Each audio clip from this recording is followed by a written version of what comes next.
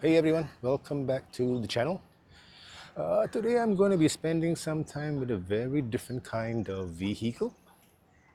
Four wheels, not two. And it's a van. The Farizon SuperVan is an all-electric van built by Farizon Auto, part of China's massive Geely group. That's the parent company behind companies like Volvo, Lotus, Zeekr and Polestar. The model I'm testing today is the SuperVan 5FR. Basically, it's a 5-meter flat roof variant powered by an all-electric motor. This motor delivers 268 horsepower and 343 newton meters of torque. So yes, this means this boxy four-wheeler can actually move. There's a lot of space, and doors actually open up 270 degrees.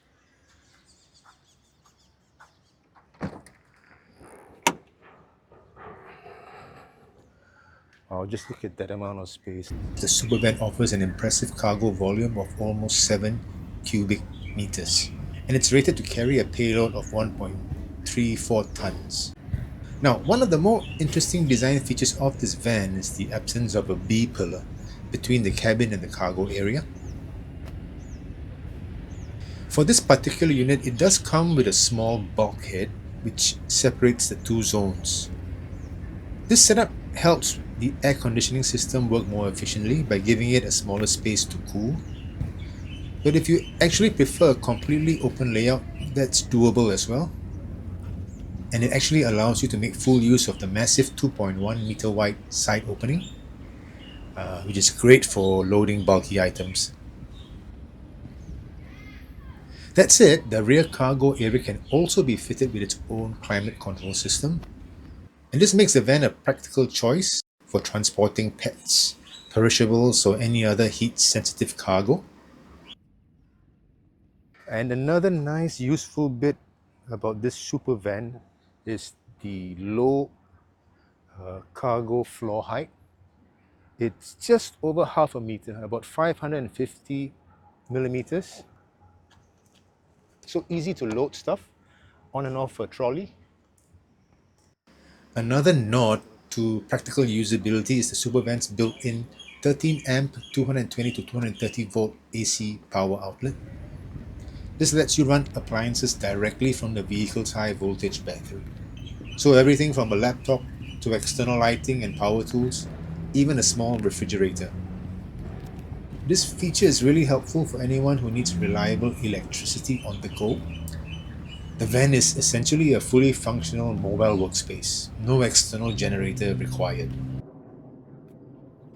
Inside the cabin though, the supervan is far from utilitarian. The interior is plush and well equipped, with materials and design that feels more SUV than commercial van. The version I'm in comes with bench seats so you can carry two passengers up front, but there's also a two-seat version available.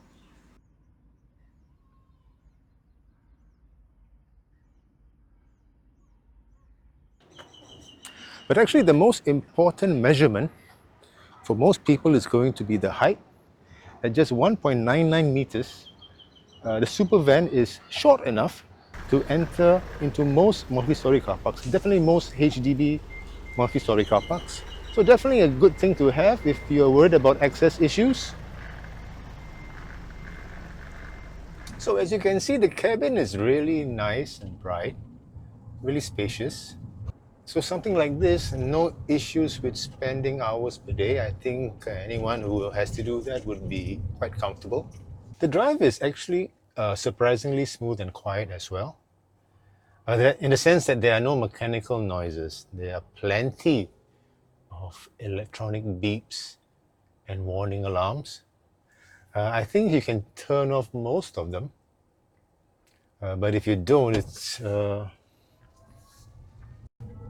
it can take some getting used to.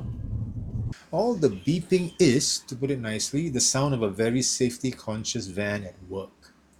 The supervan comes loaded with advanced driver assist systems, including lane keep assist, autonomous emergency braking, intelligent speed assist, adaptive cruise control, and blind spot monitoring. And that's in addition to the speed limit alert. And apart from all the digital noise, I also must say that the ride feels a bit firm. And the good thing is that there's not a lot of roll that you typically expect of a vehicle of this size and of this height. So the handling is pretty sharp and responsive for what is a big van. But the trade-off is that there's a little less comfort, so it feels a bit firm, feels a bit stiff. I guess that's something. I guess that's something necessary if you are driving a van that needs to also be able to handle a 1.3-ton payload. So the Farizon has a 66 kilowatt hour battery, which is relatively small for something of this size, because based on its efficiency rating of about 22 kilowatt hour per 100 Ks, you're looking at a range from this battery of about 300 Ks, which is decent but not a lot. So if you're a gig worker or you're a tradesperson, you might be able to get maybe 3, 4 days, maybe even up to a week. But if you're doing deliveries and driving maybe 100 to 150 Ks a day, then you need to be looking at getting a full charge once every other day. The good news is that the local distributor, Hongse, also bring in a similar spec vehicle with an 83 kilowatt hour battery. So that's about 25% more than what you get with this vehicle. And it's only $5,000 more. Alternatively, if you don't really need that range, it's just an issue of, it's just a matter of making an extra stop each week. When it comes to juicing up the battery, the SuperVan supports DC fast charging up to 160 kilowatts. This lets you go from 20 to 80% battery level in about 36 minutes, so perfect for a lunchtime top-up. That's it for today. Thanks for watching.